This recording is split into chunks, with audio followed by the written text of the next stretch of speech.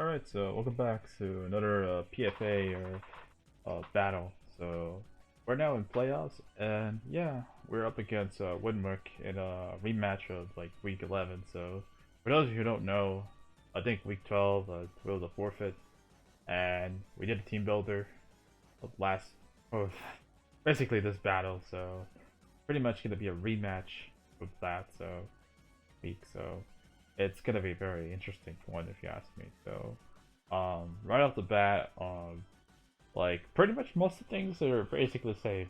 It's pretty much deja vu. So the only thing mons, I do have some changes, and of course we have the Miu right there.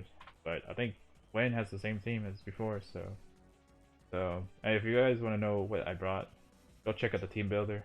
I'll explain the stuff in detail. But for short, we have a rocker with our Nidoking, a toxic Zapdos with hidden power flying, sword stances, or Lopunny with Pyra Punch, Encore, Drain Punch, whatever.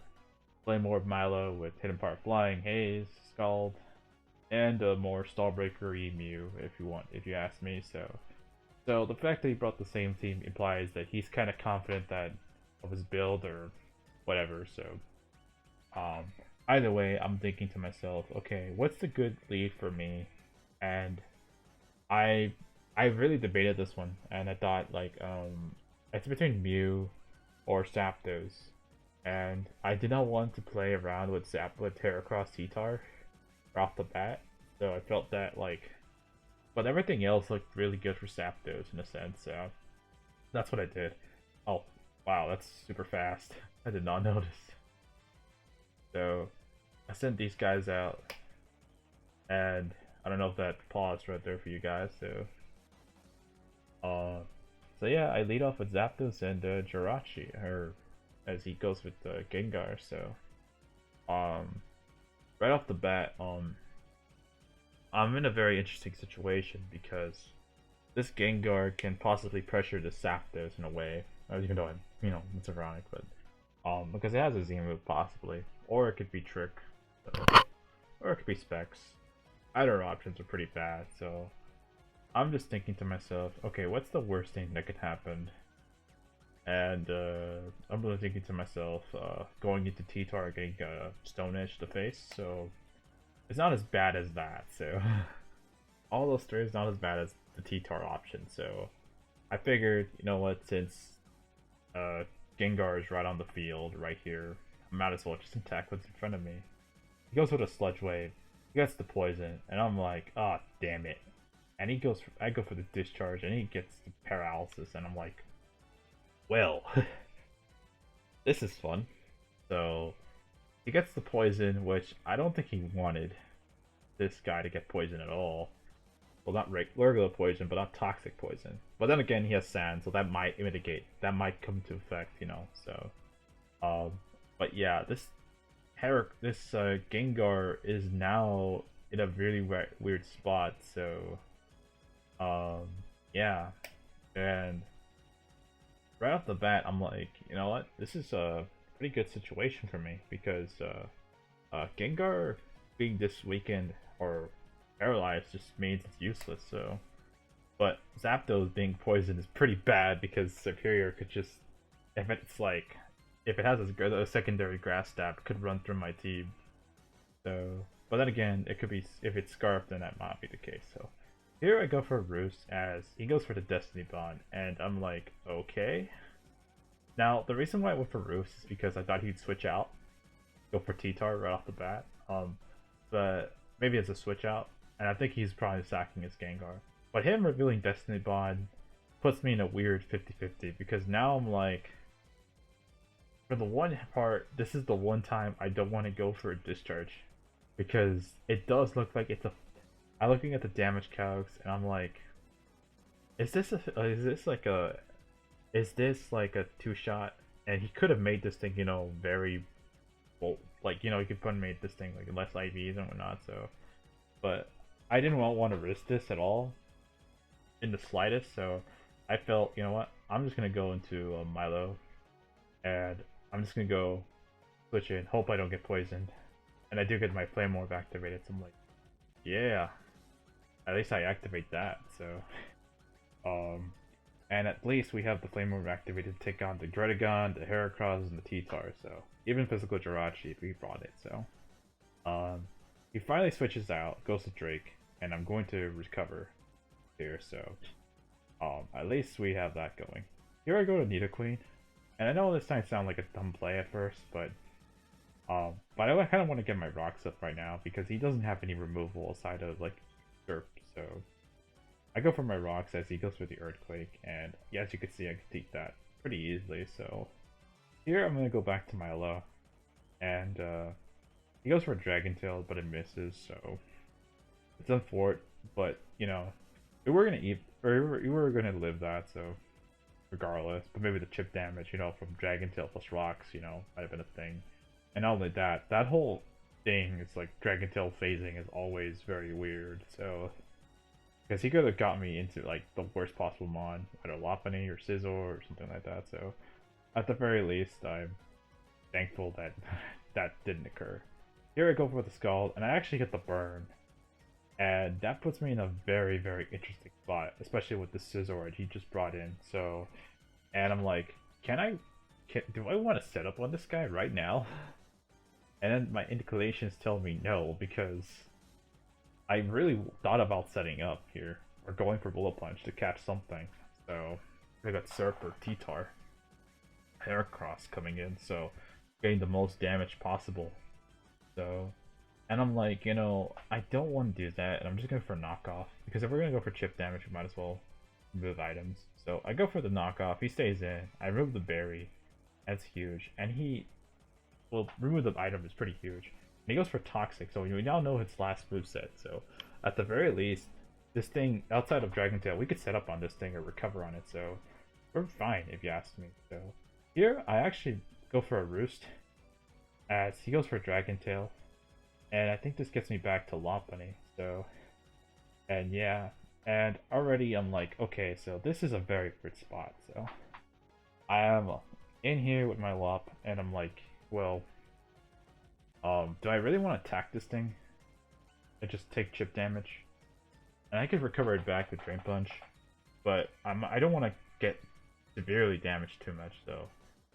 Here you're actually gonna go to Gengar here, and I just go for the attack, because it looks like it is like a 2-shot, so, and based off this Jirachi set, it might be like, you know, not as defensive as it is, so, it turns out, he actually gets a Cursed Body on me, and this is really bad, because now this pretty much guarantees him a free switch into Heracross, and I'm like, this might be the worst possible turn for me right here, because now he just gets a free switch into Heracross, and I'm like, oh crap, I can't do anything here. Like, I could Power Up Punch, but at the same time, I don't want to risk anything else on my team, because Mew is healthy, same with Scizor, and Zapdos is pretty good versus Heracross and everything else, and like Amaria or Milo is just gonna die to CC, because, you know, rocks, can't take rocks, sand, play more, all that chip damage, so, and I'm like in a very bad spot, because he could go for Sub or SD right now, and I'm like, well shit, here we go again. So yeah, the the Empress here is just gonna like, I think Nidokings just has to die, if you ask me. So yeah. Anyways, that's what I have to do. I have to sack up Nidokings, and I'm like, man, I don't want to do this, because this is already a bad turn, and the fact I'm sacking Nidokings now is pretty kind of bad. At least Nidokings kind of useless now, but I still have no idea what the T-Tar, Heracross, Jirachi sets are. So here I'm just forced to sack Nidokings here. And I'm like, he makes a, I'm like, what? Like, what? Like, I don't want to question that play, but still, like, damn. Like he could have done anything there against my whole team. He could have got a setup and whatnot. And then the fact he goes into the surf is like, okay. Because Okay, this is slightly favorable. I don't know, but like, then again, I could go for like I could like go and attack the superior right now, but you know, based off damage rolls and items, this could be like you know choice specs for all I care. I don't, or like you know like life orb, it could knock me out from this range. So at this point, I'm like, you know, I don't want to go to Zapdos because that puts me in a weird spot. So I'm gonna go straight to Scizor, and at least I'll take this hit. So based off that damage, he's not an item boosting like mon or whatnot. So at least we could take another one and go for knockoff, or like, but he's gonna go the Heracross, and he's already gonna take rocks like pretty much twice if you ask me, so or 3 times. So yeah, yeah, we just were able to chip this Heracross down pretty much, and I'm like, wow, we were able to we chipped this thing down really hard. So and now Heracross is far less of a threat than it was originally because now we could just, if we could get some more chip damage on this thing. Zapdos is in range. It's in range of Zapdos' hit part flying. It's in range of Psychic, possibly from Mew, but I just need a little bit more. So, and I'm just gonna go with Nidoking and just do the same thing. And I don't want to, you know, play around with this. So he goes for the knockoff, and he goes for the Rock Blast. So at this point, I'm like, okay, we know this thing has a fighting coverage. We know this thing has Rock Blast, close combat, knockoff. So we kind of know the set. So at this point, like, Zapdos can come in right now, and yeah, we could just threaten it out. So here's gonna go for Dredagon, and I'm just gonna go for Hidden Power Flying, and of course I'm just gonna try to recover back up to full. And yeah, he's gonna go for the Earthquake. Of course, trying to take as much damage as me as possible. So I'm gonna do it. He's gonna go down with with the Dredagon as he goes to Jirachi. So now this comes down to a very interesting game of cat and mouse, as you'll see, or whatever. So I go to Mew, and he goes into Calm Mind, and we do find out this thing has leftovers, so at least it's not Cobra Berries. So we do have to get rid of these things. So because if he gets gradual recovery, it could be pretty bad for us. So yeah, um, here I go for the knockoff as he switches out, goes into T-Tar, and yeah, I remove the item and it's a Chople Berry. So I'm like, okay, this could be defensive Tar because you need a lot of defense investment to take a Drain Punch, or like you know what, like a possible HJK from Lopunny. So the fact that I removed that and did a little bit chip with rocks and knockoff is pretty good if you ask me. So at this point I switch out, and I had to go for the switch because like I didn't Mew can't do anything against this guy. So and yeah, he goes back to Jirachi. I think he probably predicted double switch there because now with the damage with sand, he's just gonna be able to chip me down really hard. So here I'm just gonna go for the recover. And of course, this Jirachi is pretty gonna be really annoying. As you see, it does have the Thunderbolt, and I'm kind of forced to go for the Haze. But of course, since I don't have special defense investment and the burn, I'm gonna have to like go back to Mew and hope that I won't get paralyzed here. So it doesn't, but I mean, if he gets get paralyzed, if I get paralyzed, he gets paralyzed. So I guess that's fair. So here he goes to Heracross as I go for the Roost. And this is the play of the game, by the way, so or the turn of the game, if you ask me. This pretty much determines this game because now I'm like, can Psychic kill this Heracross? Like that's pretty much one. And two, can I? Oh, well, I'm gonna outspeed no matter what. So, and two, whether this T-Tar does have pursuit. So, the first one's pretty much can I kill with Psychic, and he said half. So. I'm looking in the calc, and it does incline that it's like, if he's like at max HP, he is in range. So, and I'm like, okay, he does have some bulk, but at this point, I'm like, I kind of have to risk it because, otherwise, Jirachi, like I know if I lose Mew, I can't break Jirachi in a way. So I still have Scizor, but you know, there could be a lot of shenanigans there. And he does have a healthy Surf, but we don't know what set that is, so yeah. So here I just make the play, and I'm just gonna go for the Psychic, and I'm able to get rid of this Heracross, and yeah. and we just got rid of a huge threat, like something that allows my Scizor and my Lopunny to freely roam around. So he gets into T-Tar, takes more chip damage, and at this point, I'm pretty much like debating to switch out or not, or just go for quick taunt to prevent this thing from setting up in some fashion. So we haven't seen this thing use any attacks, so I'm just gonna go make the switch out, stack my lot on my not my Amaria. He goes for Toxic, and I'm expecting him like I think he expected me to go for the for the for the for either a taunt or some kind of option there. So now this puts me in a good spot because now Milo can possibly outspeed this T-Tar. So and I could go for recover and whatnot. So that's pretty much a really good situation for me. It turns out this thing actually outspeeds me, so I'm like, wow, he actually outspeeds me, so he does have some speed investment. So I'm like, wait a minute, is he like jolly or something? Because why would you run a lot of speed on this T-Tar? Like as you can see, it's like 243. That's like I know like most picks either base 100 Pokemon have a base 236 or base 100 or like an actual speed of 236. So you could actually outspeed if you do your speed creeping. So but this is the reason why I didn't do that. So there's a reason why I want to ensure that it's bad, like T-Tar. If it came down to it, but that was mostly for Zapdos and Heracross. Yeah, or Zapdos and Mew they outspeed Heracross. So yeah. But this does give me a lot of information. So and I just go into Lopunny here, and at this point, I'm just gonna click Drain Punch and recover back that lost HP. So yeah. And down one threat goes, so it's 4v2, but Jirachi is still there, so Superior comes in, and I'm like, okay, so what could this thing do to me? And I'm already thinking about it, and I'm like, if he swaps into Superior, that means he doesn't want to switch into something like Jirachi just yet, because I think he's scared of this Lopunny in some fashion, so